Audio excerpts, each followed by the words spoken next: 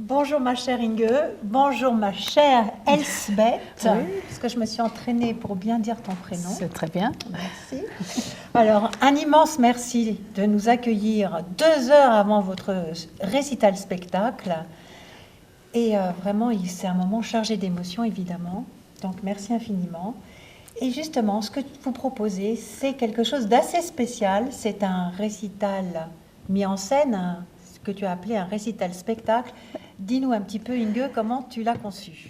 Mais oui, puisqu'on arrive du monde de l'opéra et qu'on veut raconter une petite histoire, donc je trouve que c'est mieux qu'il y a de la scène avec, quelques petits costumes, des accessoires, ça raconte plus facilement notre histoire. Est-ce qu'il y a la robe que tu avais cousue toi-même pour ton premier récital? Non, je ne mets pas aujourd'hui, on l'a mis la dernière fois. Mais là, j'ai quand même une robe que j'ai cousue moi-même. Voilà, parce que je sais que tu as plein de talent. Voilà. Donc, vous avez une particularité, outre d'être superbes toutes les deux, vous êtes sœurs. Et donc, c'est vraiment quelque chose, tu as fait venir ta sœur spécialement pour rentrer dans ton monde personnel, pour l'expliquer, pour le mettre en scène, pour faire ton propre opéra, en fait. Voilà. C'est pour partager nos racines, pour partager nos vies, parce on a donc toutes les deux eu la même vie, mais chacune à sa place. Chacune dans son pays, voilà, on va dire, finalement. Parce que le premier spectacle s'appelait Les Sœurs Dreisig, une histoire de famille. C'est vraiment votre histoire aujourd'hui qu'on va découvrir encore un petit peu mieux. Parce qu'aujourd'hui, c'est la suite de cette saga familiale. Je pense que tu vas encore la continuer. Hein, on pourra, oui. Et ça s'appelle, tu l'as intitulé Les Sœurs Dreisig sur les voix des héroïnes. Oui. Vous êtes identifiées à toutes ces héroïnes, c'est votre vie. Hein, vous êtes vous-même des héroïnes de la vie, n'est-ce pas? Donc tu nous fais découvrir tes racines scandinaves et tu deviens l'ambassadrice de la musique danoise en France, en fait, puisque cette musique est très peu connue. Et donc tu nous fais découvrir un compositeur contemporain de Brahms qui s'appelle Peter Heise. Voilà. Yeah. Et donc, en fait, justement, cette musique danoise, Elsbeth, toi tu l'as chantée au Danemark, à l'opéra. Oui. Avec quel compositeur? I have sung Carl Nielsen, Masquerade. The opera is Masquerade. And Peter Heise, this opera that we make a little thing from here, is called Drot og Marsk. You can say what it is in French. Le roi et le maréchal. Oui. Ah, d'accord. And I have sung a lot of contemporary music with Danish composers also. The latest one is Drømmedøden, which was about the Queen Margaret I in 1300 age. What do you say that? She lived a long time ago. Oui. And I also sung August Enna, Cléopâtre.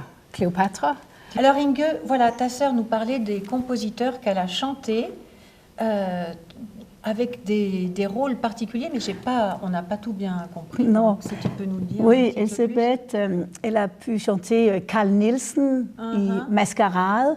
C'est le grand opéra danois connu, parce que Carl Nielsen, c'est quand même notre plus grand compositeur au Danemark. Mais il y a aussi eu Peter Heise, comme on nous fait des extraits ici, où elle a chanté tout le rôle de Åse dans Drot og Marsk, et ça c'est en français, c'est le roi et le maréchal. D'accord. Et aussi, elle chante beaucoup la musique contemporaine avec des compositeurs contemporains. Elle a fait la création d'une rôle dans Drømmedøden, c'est-à-dire c'est le rêve de la mort. Elle a joué donc Dronning Margrethe den Første, notre reine Margrethe le premier on dit. Oui. Donc sa vie à elle qu'elle raconte, donc elle joue ce personnage. D'accord, c'est très intéressant. C'est des œuvres qui ne sont pas jouées, qui ne sont pas beaucoup exportées. Oui. C'est ça qui est très étonnant. Donc voilà, merci de nous faire découvrir ce compositeur Peter Heise ce soir. Donc nous allons parler un petit peu de domaines un peu plus personnels, plus intimes. Vous êtes sœur et chanteuse, vous partagez cette passion cette même passion pour l'art lyrique. Comment est-ce que vous l'avez vécu? C'est venu naturellement? Est-ce qu'il y a eu de la rivalité entre vous? Est-ce que vous vous êtes aidés? Est-ce que vous êtes copiés? Toutes ces petites questions, qu'est-ce que... Non. Om vi har, der er jalousi, om vi har kopieret hinanden, om vi har haft gavn af hinanden og sådan nogle ting og sager. But we were in each country. I was in Denmark and Inge was in France. But before that, we didn't sing. We sang as child. Yeah. Quand on était enfant, on était tous les trois avec ma grande sœur aussi, notre grande sœur.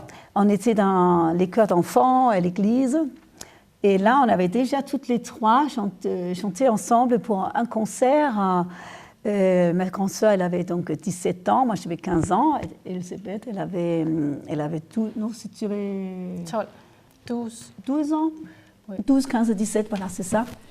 Et c'est.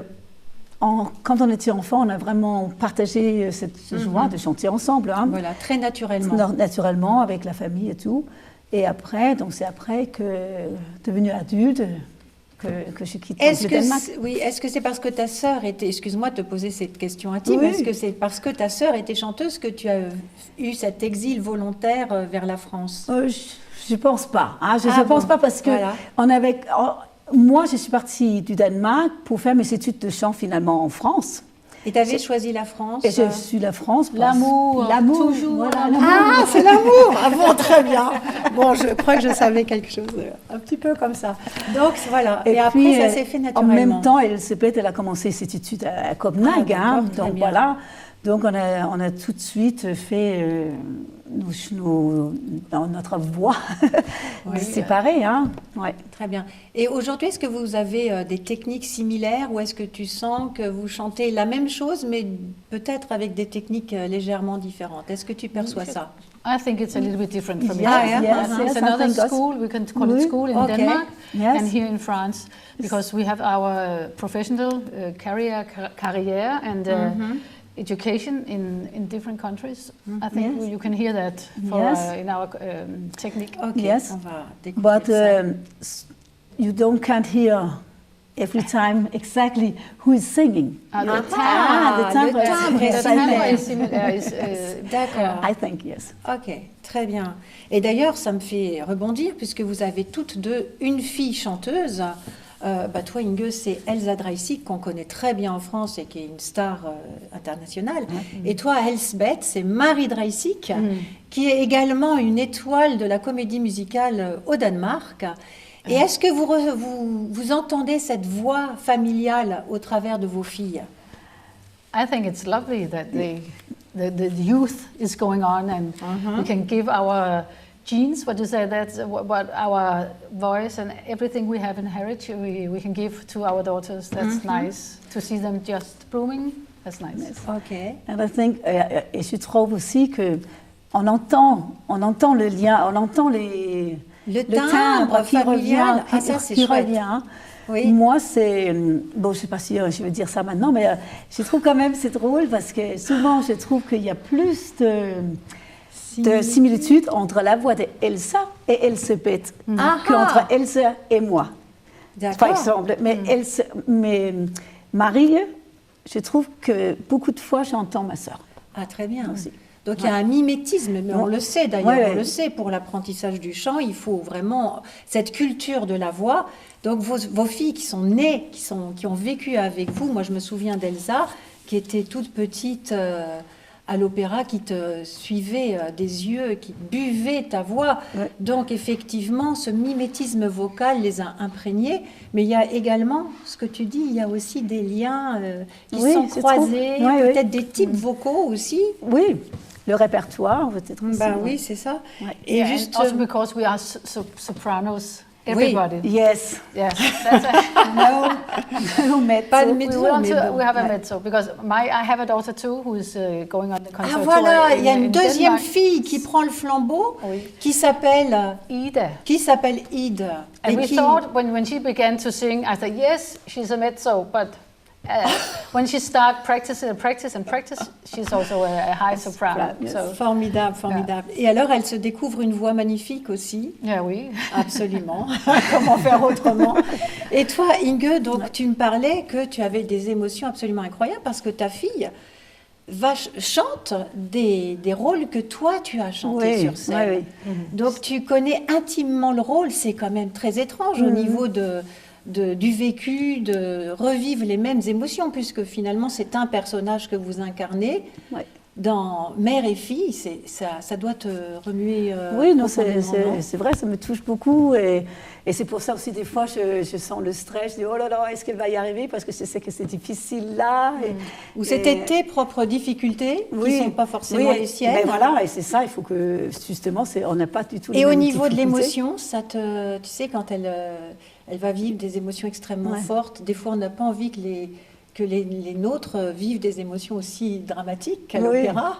Ça me Si, moi je trouve que ça me fait très très plaisir de savoir tout ce qu'elle arrive à vivre sur scène. Ah, oui. Même si c'est éprouvant, parce que tu sais que c'est éprouvant. Ah oui, mais je sais aussi qu'elle a du plaisir. Hein. Ce sont des héroïnes, voilà. C'est la famille des héroïnes. Parce qu'il faut beaucoup de courage pour tout ça. Hein. Ouais. Pour affronter cette carrière, comme vous savez affronter votre carrière et vous continuez de l'affronter. De passer le flambeau, c'est aussi... on sait que c'est quelque chose de difficile, n'est-ce pas? Ça vous... Ben oui, mais si le temps passe, hein, il faut l'accepter aussi. Non, mais ça, c'est une chose. Mais de se dire qu'on va avoir des filles qui vont avoir aussi à vivre des choses très intenses. Ja, det er at have en datter, der skal også opleve alle de her svære ting.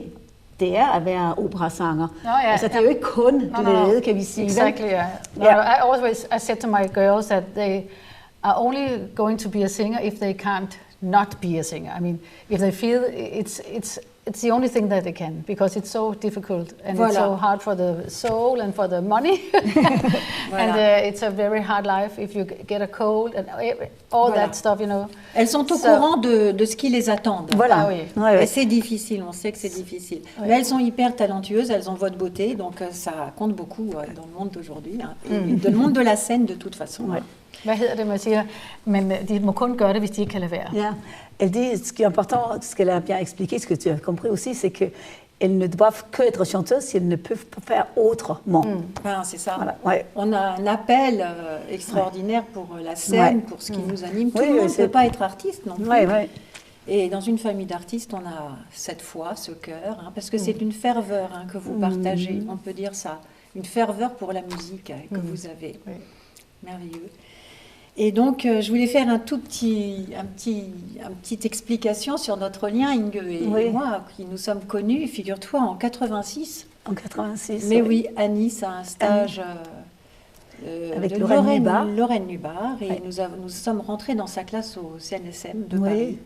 Et depuis ce temps-là, nous sommes amis, nous suivons nos carrières respectives. Donc ça me touche beaucoup, moi qui te connais, de rentrer dans votre histoire familiale. Je suppose que ça touche beaucoup de gens, mais moi, ça m'émeut beaucoup parce que je me souviens de tes parents qui étaient venus à ton prix, qui pleuraient dans la salle. Et là, je m'apprête à sortir mon mouchoir. Hein, parce qu'il y a une émotion particulière à vivre cet amour de la musique qui dépasse tout, qui dépasse tout que vous avez, n'est-ce pas? Oui. Ça, c'est vrai. Et justement, on faisait un petit appel au conservatoire. On avait rencontré notre professeure de FM, chanteur, qui est Madame Isabelle Aboulker. On l'appelait Isabelle Aboulker, Rosenfeld. Ah non, on l'appelait Madame Rosenfeld. Oui, Madame Rosenfeld. Voilà. Et elle est devenue Madame Aboulker en devenant une très grande compositrice aujourd'hui. Et elle vous a adapté spécialement pour vous deux, qu'elle connaît, donc intimement. Oui, elle nous a vus au Danemark. Elle est allée vous voir au Danemark. Et elle vous a adapté raconte-moi ce qu'elle vous a adapté. Oui, elle nous a adapté une mélodie qu'elle a écrite sur La princesse au petit pois. Prinsessen på ærten af H.C. Andersen. Mais bon, elle a pas écrit en danois, elle a fait sa traduction à elle, donc elle a fait après l'histoire de H.C. Andersen. Mais donc, c'est la princesse au petit pois. Voilà, il y a beaucoup de contes danois. Le Danemark Ah oui, mais est surtout plein avec Oceanas, oui. Oui, c'est ça. Ouais. Plein de contes. Et donc, elle vous l'a écrit juste pour vous. Voilà. Qu'on va chanter pour la première fois, là. Vous allez chanter pour la première fois. Ouais. Et vous avez fait aussi des mélodies françaises. Non, on a très peu de français. Donc, vous avez du Brahms. Du Brahms, oui. Donc, le contemporain de Heise, Heise. Peter Heise. Voilà. Et donc, vous chantez pas en français, Si, là, ce soir. un petit peu. Vous chantez, Moi, je chantais un air d'opéra en français. voilà, qui te tient à cœur, qui est ton héroïne Oui, favorite, hein, voilà, Voilà. ou une de tes héroïnes Voilà, favorites. c'est ça. Et Elsebeth, Elisabeth, c'est plutôt... I only sing the French in the melody. What do you call that? Oui, melody. That you made, but no, I prefer the Italian. voilà. But she have sing Michaela. I sang Michaela. Ah, très bien. Debussy, yeah. Voilà, ce sont vos héroïnes, celles avec Ouais. qui vous avez vécu. Voilà. Bon, bah écoutez, c'est merveilleux. Eh bien, écoutez, il me reste à vous remercier déjà, parce que Ouais. c'est très, très gentil, avant de votre spectacle, de nous avoir accordé ce temps-là. Et Merci. puis, je vous souhaite beaucoup de bonheur en famille, parce que ça, c'est très, Oui, très parce important que- de voir ces familles qui sont heureuses d'être ensemble. Je vais juste revenir un petit Dis-moi. peu, parce que justement, sur l'origine, parce que c'est quand même notre père Ah, ton papa. qui nous a fait aimer l'opéra, parce qu'il chantait toujours, hein. Il est resté sur un plan amateur, Oui. il n'a jamais pu devenir professionnel, il n'avait pas le courage, on va dire, justement, comme on parlait de courage. Et, Il était très doux et très gentil. Hein. Oui, voilà, il avait C'est une ça. très jolie voix de ténor léger Ah oui. et il a écouté toutes ces airs de ténor, ça nous a donné l'inspiration pour... Ou comment dire, ça nous a éduqués, quoi. Et ta mère jouait du piano, hein. Ma mère, elle jouait du piano, elle chantait Voilà. aussi un peu, mais elle accompagnait notre père. Ah oui. Et donc c'est ça qui... C'était leur histoire d'amour finalement Voilà. Ah oui. qui a rejailli sur toute votre famille. Ouais. C'est très beau. Eh bien, merci beaucoup à vous deux. Merci. Et merci et je me réjouis de vous présenter et puis d'assister à cette très belle histoire familiale. Merci encore. Merci, Hélène. Merci.